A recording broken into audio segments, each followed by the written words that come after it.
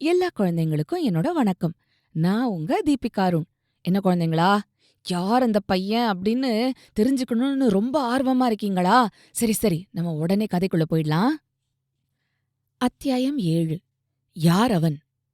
அந்த பையன் பதில் எதுவும் சொல்லல. தேம்பி தேம்பி அழுதான். கண்ணுல இருந்து தண்ணி தார தாரையா வழிஞ்சுது. அவனோட கண்ணீர் மதுரநாயகத்தோட கால்களை நனைச்சிட்டு இருந்தது. அவனோட பரிதாப நிலைய பார்த்து மதுரநாயகமும் கலங்கி போயிட்டாரு. முதலாளி மோகனரங்கம், சப் இன்ஸ்பெக்டர் 753 இவங்க எல்லாருக்கும் ஒன்னும் புரியவே இல்ல. கொஞ்ச நேரம் அப்படியே அசையாம திகைச்சு போய் இருந்தாங்க. அப்புறம்தான் அந்த பையன் பேச ஆரம்பிச்சான். மதுரநாயகத்தோட காலை கட்டி பிடிச்சுக்கிட்டே, ஐயோ, நான் ஒரு குத்தமும் செய்யலையே, என்ன திருடங்கிறாங்களே அப்படின்னு கண்ணீர் விட்டு கதறிக்கிட்டே சொன்னான். உடனே முதலாளி மோகனரங்கம், டேய், நீ திருடன் அல்லாம இருக்கலாம், ஆனா கடிகாரமும் பேனாவும் உன்கிட்ட எப்படி கிடைச்சது? அந்த ரமணி பைய தானே உன்கிட்ட தந்து விக்க சொன்னா அப்படின்னு கேட்டுட்டு சப் இன்ஸ்பெக்டரை பார்த்து, சார், அந்த ரமணி பைய நீங்க சொன்ன மாதிரி பெரிய ஆளுதான். எங்க கடிகாரத்தையும் பேனாவையும் விக்கிறதுக்கு ஒரு கூட்டாளிய சேர்த்துக்கிட்டான் பாத்தீங்களா அப்படின்னாரு. உடனே சப் இன்ஸ்பெக்டர், அப்படின்னா இவன் ரமணி இல்லையா? அவன் கூட்டாளி தானா அப்படின்னு சந்தேகத்தோட கேட்டாரு. ஐயோ, ரமணியா? அவன் யாரு? சத்தியமா சொல்றேன், அவன் எனக்கு தெரியவே தெரியாதே அப்படின்னு தேம்பிக்கிட்டே சொன்னான் அந்த பையன். அவன் கண்லேந்து பொல பொலன்னு கண்ணீர் வந்துகிட்டே இருந்தது. இவ்ளோ நேரம் மௌனமா இருந்த மதுரநாயகம் கீழே குனிஞ்சு அவன் கைய பிடிச்சு தூக்கி நிறுத்தினாரு. ஆனந்தா, அழாத. நீ திருச்சியிலிருந்து எப்படி வந்த? பேனாவும் கடிகாரமும் உனக்கு எப்படி கிடைச்சது? ஒன்னும் புரியவே இல்லையே அப்படின்னு கேட்டாரு. இத கேட்டதும் இவ்ளோ நேரமா ஒன்னும் புரியாம விழிச்சுக்கிட்டு இருந்த சப் இன்ஸ்பெக்டர், என்ன மிஸ்டர் மதுரநாயகம், உங்களுக்கு இந்த பையனை முன்னாடியே தெரியுமா அப்படின்னு ஆச்சரியத்தோட கேட்டாரு. தெரியாம என்ன, இவன் என் சொந்த அக்கா பையன்தான் அப்படின்னாரு மதுரநாயகம். அடடே, உங்க அக்கா மகனா? ஆமா, திருட்டு போன பேனாவும் கடிகாரமும் இவங்கிட்ட எப்படி வந்து சேர்ந்துச்சு அப்படின்னு வியப்போட கேட்டாரு மோகனரங்கம். அதான் தெரியலையே அப்படின்னு சொல்லிட்டு அந்த பையனை பார்த்து, ஏண்டா ஆனந்தா, பேனாவையும் கடிகாரத்தையும் உனக்கு யார் கொடுத்தது? உண்மைய ஒளிக்காம சொல்லு அப்படின்னாரு மதுரநாயகம். சொல்றேன் மாமா, கேளுங்க. ஒரு வருஷத்துக்கு முன்னாடி நீங்க திருச்சிக்கு எங்க வீட்டுக்கு வந்தப்போ தங்க முடி போட்ட எவர்ஷார் பேனா ஒன்னு கொண்டு வந்தீங்களே, ஞாபகம் இருக்கா? அதை பார்த்ததும் எனக்கும் இதே மாதிரி ஒரு பேனா வேணும்னு நான் உங்களை கேட்டேன். அதுக்கு நீங்க இது நம்ம நாட்டுல கிடைக்காது, கிடைச்சாலும் யானை விலை குதிரை விலையா இருக்கும், இது சிங்கப்பூர்ல இருந்தெல்லாம் வந்திருக்கு, என்னோட பெரியப்பா பிள்ளை சேகர் வாங்கி எனக்கு அன்பளிப்பா அனுப்பியிருக்காருன்னு சொன்னீங்க. இதுவும் உங்களுக்கு நல்லா நினைவுல இருக்கும். நீங்க திருச்சியை விட்டு போனதிலிருந்து எனக்கும் அந்த மாதிரி ஒரு பேனா வேணும்னு தினமும் அம்மாவை நச்சரிக்க ஆரம்பிச்சேன். என் தொந்தரவு பொறுக்க முடியாம அம்மா உடனே சேகர் மாமாவுக்கு ஒரு கடிதம் போட்டா. கடிதம் போட்ட ஒரு மாசத்துல அங்கிருந்து கப்பல்ல வந்த ஒருத்தர் மூலமா சேகர் மாமா பேனாவை அனுப்பி வச்சார். அது நீங்க வச்சிருந்தது மாதிரியே இருந்தது.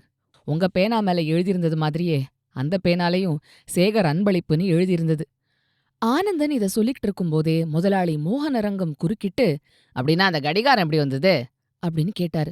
உடனே ஆனந்தன், அதையும் சொல்லிடுறேன். நான் 8ஆம் வகுப்பு பரீட்சை எழுதியிருந்தேன். பரீட்சையில தேறினா ஒரு கை கடிகாரம் வாங்கி தரதா எங்க அப்பா சொல்லியிருந்தாரு. கை கடிகாரத்தை எப்படியும் வாங்கிடணும்னு ஆசைப்பட்டேன். அந்த ஆசையில ஒரு குற்றம் பண்ணிட்டேன். அன்னிக்கு பரீட்சை முடிவை அறிவிச்சாங்க. அந்த முடிவுப்படி நான் தேறல, தோல்வியே அடைஞ்சேன். ஆனா வீட்டுக்கு போனது அப்பா கிட்ட உண்மைய சொல்லல. சிரிச்சுக்கிட்டே, அப்பா, நான் பாஸ் ஆயிட்டேன்னு புழுகினேன். அப்பா அதை நம்பிட்டார். உடனே என்ன கடைக்கு அழைச்சிட்டு போய் எனக்கு பிடிச்ச ஒரு கை கடிகாரத்தை வாங்கி தந்தார். வீட்டுக்கு வந்ததும் என்ன பார்த்து, ஆனந்தா, நீ தேர்ச்சி பெற்றதை ஆனந்தமா கொண்டாடணும்ல, அதுக்காக இன்னைக்கு ராத்திரி ஒரு விருந்துக்கு ஏற்பாடு செய்ய சொல்லியிருக்கேன். நீ இப்பவே போய் உனக்கு ரொம்ப வேண்டின நண்பர்கள் கிட்ட சொல்லிட்டு வந்துரு. ராத்திரி அவங்களோட குதூகலமா சாப்பிடலான்னாரு. அதை கேட்டதும் எனக்கு பகீர்னு ஆயிடுச்சு. நண்பர்களை அழைச்சிட்டு வந்தா என் குட்டு வெளிப்பட்டுடுமே அப்படின்னு பயந்தேன். அழைச்சிட்டு வரலனாலும் அப்பா விட மாட்டாரு. என்ன செய்யறது? தர்ம சங்கடமான நிலையில நான் சேர்த்து வச்சிருந்த 5 ரூபாயை எடுத்துக்கிட்டு அன்னைக்கு ராத்திரியே ரயில் ஏறி இங்க வந்துட்டேன். ஆனந்தன் முழுசா சொல்லி முடிக்கல. அதுக்குள்ள முதலாளி மோகனரங்கம், அப்படின்னா நீ வச்சிருந்தது ஏன் கடிகாரம் இல்லையா அப்படின்னு ரொம்ப ஏமாற்றத்தோட கேட்டாரு. உடனே சப் இன்ஸ்பெக்டர் மேஜை அறைக்குள்ள இருந்த கடிகாரத்தை எடுத்து மேஜை மேல வச்சாரு. அதை எடுத்து பார்த்துட்டு, இது இல்ல, இது சைமன் வாட்ச், என்னோடது ஹோமர் வாட்ச், இதை விட விலை அதிகம், அது அந்த ரமணி கிட்ட தான் இருக்கும் அப்படின்னு சொன்னாரு மோகனரங்கம். சரி ஆனந்தா, இங்க வந்ததும் நீ என்ன பண்ண? ஏன் என் வீட்டுக்கு வரல? விலாசம் தெரியாதா அப்படின்னு கேட்டாரு மதுரநாயகம். வீட்டு விலாசம் தெரியாது போனாதான் என்ன, நாடக சபா பேர் தான் தெரியுமே, விசாரிச்சுட்டு வந்துட மாட்டேனா மாமா. ஆனாலும் ரயில விட்டு இறங்கினதும் உங்ககிட்ட வர தயக்கமாவே இருந்தது. நான் ஏன் வந்தேன்னு நீங்க கேப்பீங்க. நடந்ததை சொன்னா நான் செஞ்சதும் உங்களுக்கு பிடிக்காது, கோச்சுக்குவீங்க. ஏதாவது ஒரு பொய்ய சொல்லி ஏமாத்தினாலும் 1-2 நாள்ல உண்மை தெரிஞ்சிரும். என்ன காணும்னு அப்பா உங்களுக்கு தந்தி குடுத்துட்டா என் ஏமாத்து வேலை தெரிஞ்சு போயிடும். அப்ப நீங்க கோச்சுக்கிறதோட இல்லாம அடுத்த ரயில்லயே என்ன ஊருக்கு திருப்பி அனுப்பிடுவீங்க. குஷியா ஊர சுத்தி பார்க்க முடியாதுன்னு தான் வீட்டுக்கு வரல. ரயில் கட்டணம் போக மீத இருந்த சில்லறைய 2 நாள்ல கரைச்சுட்டேன். 3வது நாள் அதான் இன்னைக்கு காலையில பணத்துக்கு என்ன பண்றதுன்னு யோசிச்சேன். உடனே என் கையில இருந்த கடிகாரமும் பையில இருந்த பேனாவும் ஞாபகத்துக்கு வந்துச்சு. கடிகாரத்த விக்க என் மனசு இடம் கொடுக்கல. அது அப்பா காசு குடுத்து வாங்கி தந்தது. அதனால அத வித்துட்டா அப்பாவுக்கு விஷயம் தெரியும்போது ரொம்ப ஆத்திரப்படுவாரு. ஆனா பேனா இலவசமா வந்தது தானே. அதனால தான் அத கொண்டு போய் ஒரு மார்வாடி கடையில விக்க போனேன். அந்த சமயம் பார்த்து ஒரு போலீஸ்காரர் வந்து என்ன திருடன்னு நெனச்சு பிடிச்சுக்கிட்டாரு. நான் எவ்வளவோ சொல்லி பார்த்தேன். அவர் கேட்கல. நல்ல வேளை மாமா நீங்களாவது இப்ப வந்தீங்களே. இல்லாத போனா ஜெயில்லயே இருந்திருப்பேன். அப்படின்னு கண் கலங்க சொன்னான் ஆனந்தன். ஆனந்தா அழாத. கண்ணத்தோட உன் அப்பா எவ்ளோ நல்லவரு. அவரையே நீ ஏமாத்த பாத்திருக்க. அதனால தான் இந்த துன்பம் எல்லாம். இனிமே இப்படி பண்ணாத அப்படின்னு எச்சரிச்சாரு மதுரநாயகம். மாமா சத்தியமா சொல்றேன். இனி இப்படி பண்ணவே மாட்டேன். செய்ய நினைக்கவும் மாட்டேன் அப்படின்னு உணர்ச்சியோட சொன்னான் ஆனந்தன். அப்புறம் மதுரநாயகம் சப் இன்ஸ்பெக்டரை பார்த்து, சார் இவன் சொன்னதெல்லாம் உண்மைதான். இவனை தயவு செஞ்சு விட்டுடுங்க. எல்லாம் அந்த ரமணியால வந்த தொல்லைதான் அப்படின்னு அழுத்துக்கிட்டாரு. போலீஸ் பிடிச்சிட்டு வந்த பையன் ரமணி இல்லைன்னு தெரிஞ்சதும் முதலாளி மோகனரங்கம், நல்ல வேடிக்கை. புலிய பிடிக்க புறப்பட்டு போனவன் எலிய பிடிச்சிட்டு இருமாப்போட வந்தானா.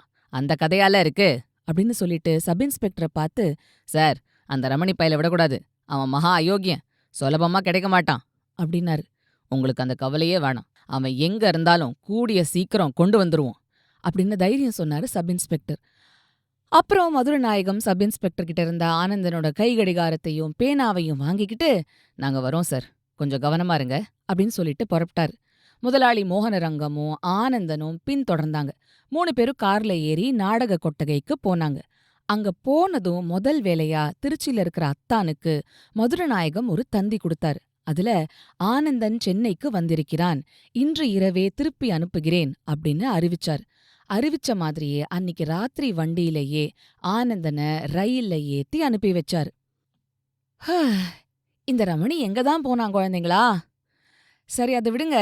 இந்த கதையில கடைசி 2 அத்தியாயத்துல ஒரு நம்பரை நான் சொன்னேன். இந்த சப் இன்ஸ்பெக்டர் ஒரு போலீஸ்காரரை நம்பரா கூப்பிட்டாரு, 753ன்னு. அது என்ன குழந்தைங்களா? தெரியலையா? சரி உங்க அப்பா அம்மா கிட்ட கேளுங்க. புழுகிறதுனா என்ன குழந்தைங்களா? புழுகிறதுனா பொய் சொல்றது. நீங்க புழுகுவீங்களா? புழுக மாட்டீங்க தானே? சபாஷ். சரி, அடுத்த அத்தியாயத்துல என்ன நடக்குதுன்னு தெரிஞ்சுக்க அடுத்த வாரம் சந்திக்கலாம். அது வரைக்கும் சிரிச்சுக்கிட்டு கிரிச்சுக்கிட்டு சந்தோஷமா இருங்க.